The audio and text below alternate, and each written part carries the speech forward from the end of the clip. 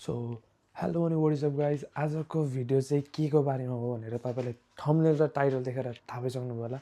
So yes म चाहिँ आज मेरो गेमिङ पिसी देखाउन गइरहेको छु। सो यो चाहिँ रहेको छ मेरो सेटअप। यो गेमिङ पिसी चाहिँ मेरो लाइक एज अ स्टोरी भन्नुपर्दा पहिलादेखिकै सपना हो क्या। हुन्छ नि सानैदेखिको अब 2000 कति 19-18-19तिरकै सपना हो क्या, एउटा गेमिङ पिसी बिल्ड गर्ने अनि गेमिङ च्यानल खोल्ने, गेमिङ क्रिएटर हुने, लाइभ स्ट्रिम गर्ने भनेको अभियसली मेरो मात्रै होइन तपाईँहरूको पनि सपना थियो होला यो चाहिँ। सो अब नेपालमा अब हुन सकेन भनौँ न, चाहेर नै हुन सकेन।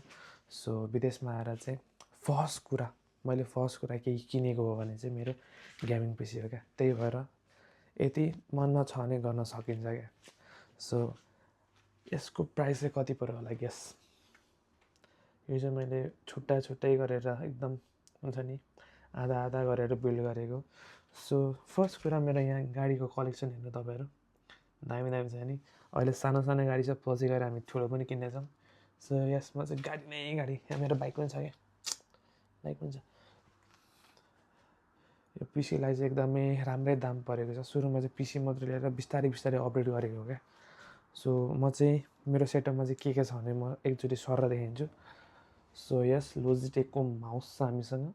यो चाहिँ मैले अनेस्टली भन्नु त सेन्सबरीबाट किनेको यो किबोर्ड चाहिँ। सो हाम्रो हेडफोन चाहिँ लोजिटेकको हेडफोन हो, एकदम महँगो हेडफोन हो। यो पनि एकदम त्यो स्ट्रिमिङ गर्दा चाहिन्छ भनेर मैले लिएको थिएँ। सो यो अब स्पिकरहरू त के देखाउनु। हाम्रो मोनिटर चाहिँ हाम्रो आसुसको मोनिटर हो, 120 हर्ट्जको 120 हर्ट्जको होला समथिङ त्यस्तै हो। यो रहेछ मेरो बेस्ट। यो फ्रेम छ नि, यो फ्रेममा कसम यो फ्रेम भनेको एउटा ड्रिम थियो क्या। म लिटरली नेपालमा हुँदाखेरि क्या जहिले त हुन्छ नि पिसी बिल्ड गरेको मात्रै भिडियो हाल्थेँ, हेर्थेँ भनौँ न, हाल्थेँ कि हेर्थेँ क्या पिसी बिल्ड गरेको। जहिले त पिसीवाले भन्ने छ क्या एउटा इन्डियन क्रिएटर, हो त्यसको भिडियो जहिले हेर्थेँ क्या। मलाई भन्नेमा त भनेको त्यो भिडियो हेर्दा हेर्दा मलाई पिसी बिल्ड गर्न आइसकेको थियो क्या। अनि उनीहरूलाई म मेसेज गर्थेँ क्या जहिले 40,000को 50,000को बिल्ड कस्तो हुन्छ भनेर कस्तो मेसेज गर्थेँ। तर कहिले रिप्लाई आउँदैन थियो, रिप्लाई फेरि कहिले आउँदैन थियो, तर पनि गर्थेँ। हुन्छ नि त्यो दिनहरू याद आउँछ क्या मलाई, त्यो पहिलाको दिनहरू कसरी के गर्न मन थियो तर हुँदैन थियो। अहिले मसँग सबै छ क्या, सानोमा देखेको सपनाहरू अहिले मसँग सबै छ। गेम खेल्नुलाई फोन छ, पिसी छ, ल्यापटप छ, पिएस छ, के चाहिँ छैन क्या। तर एउटा कुरा चाहिँ छैन क्या, के भन न, मन। अहिले सबै कुरा छ, चाहिने कुरा सबै छ मसँग, गेम पनि सबै किनेर राखेको छु, तर टाइम छैन, मन छैन। त्यही हो, समयसँगै सबै बद्लिने रहेछ क्या, समयसँगै सबै बद्लिने रहेछ इच्छा चाहनाहरू। तर पनि मैले बिल्ड गर्नुको कारणहरू चाहिँ मेरो यङ्गर सेल्फलाई भनौँ न, मेरो बच्चाको मलाई खुसी पार्नुलाई क्या। देखेको सपना त पुरा गर्नुपर्छ नि त होइन। एक्चुली म नाइटमा चाहिँ कस्तो देखिन्छ यो देखाइदिन्छु ल। सो ठ्याक्कै हामी सो यो रहेको छ हाम्रो नाइटमा भ्यू। यत्तिको सेटअप पाएपछि चाहिँ फेरि सक्दैन नि, फेरि सक्छ सक्दैन, सक्दैन। एकछिनलाई अब म तपाईँहरूलाई ठ्याक्कै कुरा इन्ट्रेस्टिङ फ्याक्टको कुरा गरौँ न। अब युकेको बारेमा के कस्तो कामहरू यताउति, कामहरू त के कुरा गर्ने र भन्नु ल। म ठ्याक्कै लाइटहरू हालेर एकदम सेटअप गरेर आउँछु। सो यहाँ बसेर कुरा गरिदिउँ ल। फ्रेम भनेको त्यस्तो, मेरो पिसी तपाईँले देखिसक्नु होला। यो चाहिँ मैले ठ्याक्कै युके आएको अलमोस्ट 3 महिनामा किनेको। सो केही चाहियो भने गर्न सकिन्छ भन्ने कुरा चाहिँ मैले थाहा पाएँ क्या। मान्छेले कति भन्छ नि युके कति गाह्रो छ, काम पाउँदैन। हो, म यो कुरा चाहिँ धार्दिनँ है, काम पाउन लास्टै गाह्रो छ, तर पाएपछि सपना पुरा गर्न सकिन्छ नि। फेरि मैले फ्लेक्स हानेको केही हानेको होइन, जस्ट एउटा हुन्छ नि पिस अफ मोटिभेसन दिएको। सबैको यस्तो नहोला, सबैको यस्तो राम्रो नभएको होला, सबैको यस्तो नराम्रो पनि नहोला, तर म आफ्नो एक्सपिरियन्स भन्छु ल। मैले युके आएर मलाई यति पनि रिग्रेट छैन क्या। फर्स्ट कुरा युके आएर मैले आफै चाहेर आएको, मैले रिसर्च गरेर आएको, म आएँ, म खुसी छु, जे गर्दैछु राम्रै छ। यो ठाउँले मलाई धेरै कुरा दिएको छ क्या। फर्स्ट कुरा भन्नुपर्दाखेरि यो ठाउँले मेरो हुन्छ नि लाइफ चेन्ज गरेको छ। फर्स्ट कुरा त मैले चाहेको कुराहरू किन्न पाएको छु, जसरी जिन्दगी गुजार्न चाहन्थेँ त्यसरी चलिरहेको छु। मलाई नेपाल हुँदाखेरि जे कुराको मन थियो त्यो गरिरहेको छु। अब हुन्छ नि त, अब एउटा कुरा ल, नेपालमा हुँदाखेरि मदर्स डे, फादर्स डे, यताउति हुँदाखेरि टिकटकमा हेर्छौँ नि हामी, आमालाई यो दिएको छ यिनीहरूले, बाउलाई यो किनिदिएको छ, मनमा कस्तो हुन्छ नि, भित्रैदेखि आँसु आउँथ्यो क्या, महाकटक्स यिनीहरूले यस्तो यस्तो गर्दैछ, मैले त कहिले गर्ने, मैले त गर्नै पाएको छैन, म त गर्न सक्दिनँ कि के हो, म मात्रै किन यस्तो भन्ने हुन्थ्यो क्या। पैसा नभएको नि अब अवश्यले के चाहिँ हो त अब, तर त्यो सपना चाहिँ मैले यहाँ आएर पुरा गरेँ क्या। मैले फर्स्ट घरमा केही पठायो भने बाबालाई मैले ट्याप पठाइदिएको थिएँ क्या। बाबा चाहिँ मेरो पुरानो फोन युज गर्नुहुन्थ्यो क्या, मैले फर्स्ट टाइम पाएको फोन लाइक 878मा पाएको फोन J2 थियो क्या। त्यो फोन मैले मजाले चलाएँ, अनि लास्टमा जो अपडेट गर्दाखेरि थियो नि, मैले बर्थडेमा रुएर अपडेट गरेको क्या त्यो फोन। त्यतिखेर अनि मेरो त्यो पुरानो फोन चाहिँ बाबाले चलाउनुहुन्थ्यो क्या, पहिले चाहिँ किटकिटे चलाउनुहुन्थ्यो, त्यसपछि अब युट्युब हेर्नुलाई बाबाले त्यो फोन दिनुभयो क्या। त्यो फोनमा साउन्डै आउँदैन थियो क्या, इयरफोन लाउनु पर्थ्यो, त्यो पनि मजाले आउँथ्यो। यत्रो फोन थियो क्या, बाबाले फेरि मजाले आँखा देख्नुहुन्न नि त, अनि त्यो फोनमा हेर्नुहुन्थ्यो, जस्ट कस्तो लाग्थ्यो क्या। अनि यहाँ आएर चाहिँ मैले फर्स्ट टाइम बाबालाई ट्याप किन्थेँ क्या, यत्रो ट्याप, अनि बाबा खुसी, घरमा सबैजना खुसी। मलाई त्यो मोमेन्ट अहिले पनि याद छ क्या, म ठ्याक्कै ब्रेकमा थिएँ, अनि मैले त्यो ट्याप चाहिँ मैले एज अ हुन्छ नि सरप्राइज गिफ्ट पठाएको थिएँ क्या, सरप्राइज गिफ्ट पठाएको थिएँ, अनि साथीलाई पठाइदिएको थिएँ। ठ्याक्कै मलाई मेसेज आएको थियो, भाइ तैँले यो के गरेको अरे क्या। म त ला पैसा खर्च गरेर भनेर गाली गर्न आँट्यो कि क्या हो भनेर डराइरहेको थिएँ। लास्टमा त हेर बाबा कति खुसी छ भनेर आमा दुईजना हाँसेको फोटो पठाउनु भएको थियो क्या। माकासमा रुको क्या त्यतिखेर, पार्कमा बसेर म रुएँ, खुसी गएको छु। त्यस्तै भएको थियो। अनि नेक्स्ट इन्सिडेन्ट भनेको मम्मीलाई फोन किनिदिएको इन्सिडेन्ट हो क्या। मम्मीको फोन पनि एकदम चकनाचुर, हुन्छ नि स्क्रिन निस्केर तालेर चलाउनुहुन्थ्यो क्या। छोराछोरीलाई राम्रो, तर आफूलाई अब जस्तो पनि चल्छ भन्ने त हो नि अब आमा बाबाको, त्यस्तो थियो।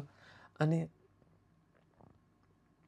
ठ्याक्कै अब चलिरहेको थियो। अब ठ्याक्कै एउटा दिदीको बिहे थियो क्या घर छेउमा, अनि बिहेको लागि मैले चाहिँ पैसा पठाइदिन आएको थिएँ क्या, लुगाहरू किन्नुलाई यताउति।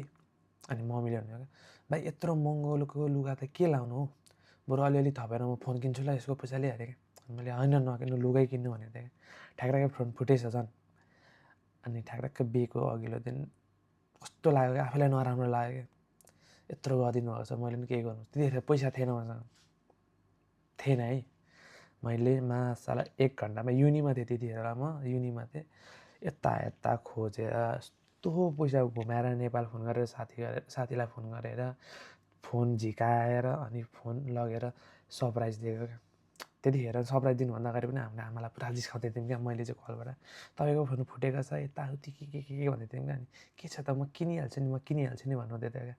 अनि मैले ठ्याक्कै त्यतिखेर फोन दिएँ क्या। फोन मैले दिएन, साथीले फोन निकालेर लु तपाईँको फोन भने त्यतिखेर ठ्याक्कै बाबाको कभर पनि ल्याइदिएको थियो। अनि आमाले चाहिँ के सोच्नु भने बाबाको कभर ल्याइदिन आएको होला साथी भनेर लास्टमा फोन दियो क्या, लिनुहोस् तपाईँको फोन। सुड्डी यस्तो रुइन नि, यस्तो रुइन सकिँदो रहेछ नि त गरौँ भने। मन हो नि त, मेन भनेको मन चाहिन्छ क्या गर्नलाई। अनि यस्तो कुराहरू गर्नु पाउँदाखेरि मलाई एकदमै खुसी लाग्छ। लास्टै खुसी क्या, हुन्छ नि सोचेको कुरा नेपाल हुँदाखेरि मैले ड्रिम सपना देखेको क्या, सकिँदो रहेछ नि त। अनि अर्को कुरा, मैले घरमा सबैलाई, मेरो परिवारमा दिदी बाबा आमा हुन्छ, 3जनालाई फोन किनिदिएको, बाउलाई ट्याब किनिदिएको, आमालाई आइफोन किनिदिएको, 13 किनिदिएको, 12 होला 12 किनिदिएको थिएँ। मैले छुनै पाएको थिइनँ नेपाल हुँदा, तर नि मैले गरेँ नि त। आमालाई आइफोन किनिदिएँ, दिदीलाई 16 प्रो म्याक्स दिएँ। सकिँदो रहेछ नि त गऱ्यो भने। म नेपाल गएँ, नेपाल गएको थिएँ क्या, मन हुनुपर्छ क्या त्यो पनि। अभियसली पैसा पनि चाहिन्छ, जिस्केको हुन्छ नि। अब हत्तपत्त गएको हो क्या, घरको पुरा याद आएर गएको भन्ने पर्दाखेरि त पैसा भनेको पैसा चाहिँ कति सेभ गर्नु, कति कमाउनु, जे गरेन युनिलाई पेल्ने हो। अनि मैले चाहिँ युनिलाई तिर्नु राखेको पैसा सबै चाकचुक चलाएर म नेपाल गइदिएको थिएँ क्या। रमाइलो छ, रमाइलो राम्रो, काम चलिरहेछ, दुःख चलिरहेछ, तर दुःख गरे अनुसार फल पनि पाइन्छ। रमाइलो पनि गर्नुपर्छ। म 1 महिना काम गरेँ भने 1 महिना एक दिन चाहिँ आफूले आफूलाई ट्रिट दिन्छु क्या, केही किन्न जान्छु, केही खानु जान्छु, चाहे जति महँगो होस् फरक परेन, किनकि यत्रो काम गरेको छु, यत्रो सर्भाइभ गरिरहेको छु, यत्रो स्ट्रगल गरिरहेको छु, आफूलाई पनि त केही त हुनु पऱ्यो नि त होइन। कि यत्रो कमाएको त युनिलाई फिदिनलाई मात्रै हो होइन नि, आफूले आफूलाई नि त केही दिनु पऱ्यो नि त। काम त आफूले गरेको नि त माका, आफूले आफूलाई खुसी पार्नु भन्दा नि के खुसी, के काम गर्नुहुन्छ, जिउले मान्दैन नि काम गर्नु। सुन्नुभयो, मेरो कुरा सुनेर एकदमै अल्छी लागिरहेको होला। So yes, if you are also planning to come UK, सबैको राम्रो हुन्छ भन्ने छैन, सबैको नराम्रो हुन्छ भन्ने पनि छैन। त्यो तपाईँको लकमा भर पर्छ, त्यो तपाईँको अब कुन अनुसारले काम गर्नुहुन्छ, कुन अनुसारले सेभिङ गर्नुहुन्छ त्यसमा नै भर पर्छ। सो फ्रम माई साइड आउनुहोस्, सबै ठाउँमा दुःख छ, फर्स्ट कुरा त सबै ठाउँमा दुःख छ। जहाँ गयो भने तिमीलाई बसी बसी कसैले केही दिनेवाला छैन होला, कुनै ठाउँमा अलिकति काम गर्दाखेरि धेरै पैसा आउला कम्पेयर टु युके, तर पनि दुःख भनेको दुःखै हो, के थाहा के हुन्छ। सो यस, यति नै थियो मेरो चाहिँ भ्लग। यसमा चाहिँ मैले धेरै नै बोले जस्तो लाग्यो, मैले आफूलाई इन्ट्रोड्युस गर्नु पनि पाइनँ। मेरो नाम चाहिँ निशान मेचे, मेरो अघिल्लो भ्लग हेर्नु भएको थियो भने तपाईँले मलाई चिन्नुहुन्छ ओके। सो यो थियो मेरो इन्ट्रोडक्सन, मेरो लाइफको जर्नी, युके जर्नी कस्तो चल्यो भनेर। सो त्यही हो, के भन्नु यार, म भर्खर काम सकेर जिम गएर आएर पकाएर रेडी छ, अब खानु मात्रै पर्ने छ। तर म भिडियो बनाउँदैछु किनकि मलाई मनपर्छ भिडियो बनाउनु। अनि फर्स्ट कुरा, सेकेन्ड कुरा, थर्ड कुरा, मेरो भिडियोले 45K हिट हानिसके। 45K लिटरली मैले यी भिडियो अपलोड गरेको 6-7 महिना भइसक्यो, अहिलेसम्म साला 2000 भ्युज कटेको थिएन। फर्स्ट टाइम कटो, I am very happy. So आज मैले आफूलाई ट्रिट दिएँ, मैले लुगा किनेँ, मैले खाएँ। धेरै नाटक भयो यार, मेरो असाइनमेन्ट बुझाउनु पर्ने छ, ठ्याक्कै असाइनमेन्टहरू बुझाउने, भोलि बिहानै काम छ, ठ्याक्कै बिहानै काम जाने। धेरै बोले, यसको लागि सरी।